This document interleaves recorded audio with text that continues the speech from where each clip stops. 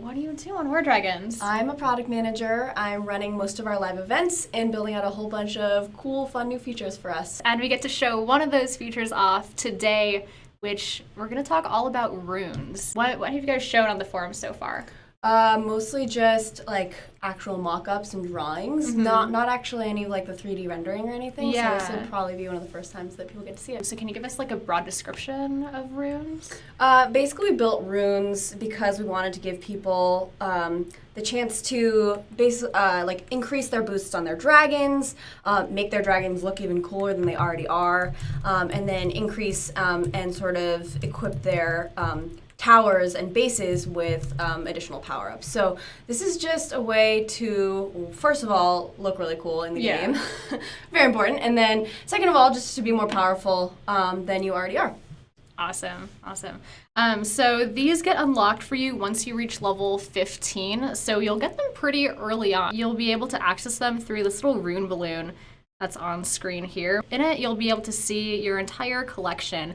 And there's a ton of different ones.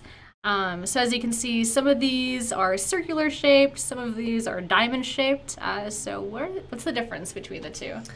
Basically, you get both of the different kinds of runes. Well, one of them is called runes, which is the circle, and then the glyphs are the diamonds or squares. And you get the circles through events, and the diamonds or squares, which you might have already seen in some of your leaderboard rewards. So those are being given out as actual rewards for the event.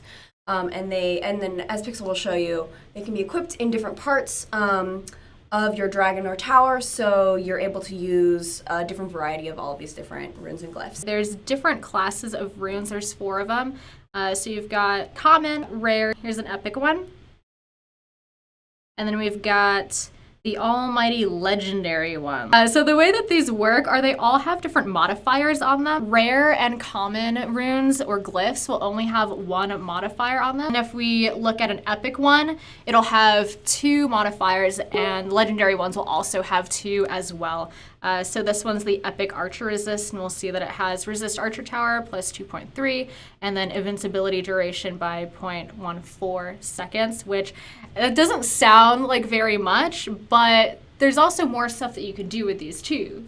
That's right. In terms of enhancing and salvaging, so. Yep, and they also stack, so, and on top of that, I saw in the stream, they're not actually one-time use.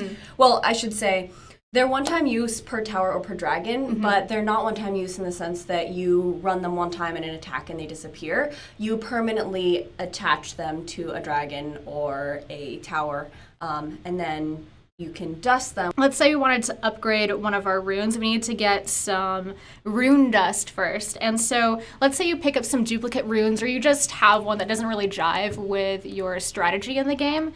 And you can go in and salvage one, and the higher the class of the rune, the more dust you get from salvaging them. So this goes from plus 7% and then to 9%. So I know that you guys are asking, how do we equip them to dragons and towers? So we'll go into a monument. We actually have this one right here that has some runes equipped to it already. You've got some cool visual effects now on it too. If we go to equip, this is where you would typically just put on a boost. You can now actually get over to the runes tab, and you'll see we have some random runes attached to this already, and then an empty rune slot.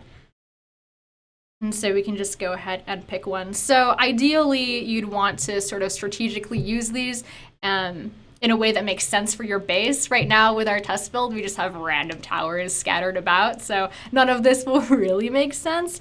But you'll be able to sort of customize this and stack the runes as you please. So let's show you guys how you actually put them on your dragons now. We go into your dragon's den. Once you hit boosts here, you've got this runes tab again, just very similar to how the monuments work. So we have this event dragon glyph, which will be something else once it hits the game. So let's try to fly with this dragon. Oh, yeah. So on the map overview, you're also getting to see like which monuments have runes attached to them so far. So if you click on that diamond, you'll be able to see. And as you can see, it's sort of at the bottom near the wings of Slinks, but he's got like little sprites following him now. And are these final, or they're going to be updated as well? These sprites aren't final, but they actually evolve, and that's already in the game, so Okay. you'll get these next week. They evolve to look sort of like cooler, and more majestic, and take over more parts of the dragon. So right now they're just cute little pixies. That is Badass crazy. pixies, I guess. So let's try to throw this on our Slinx, who already has a few. Oh, there he is. So the one on the very, very left, he's more of like a, he's getting there. He's starting to be like a fully formed. He's like a little tadpole at this point. So that's how your runes will sort of like grow and evolve alongside you. If you want to check out everything that we talked about and sort of get the lowdown on all things runes, then please feel free to rewatch the VOD. Please feel free to say hello to Daemun now on the forums, and she'll be there as well too. Be kind to me. Yes, be kind. Thank you guys so much, and we will see you next time. Thanks for having me. Bye.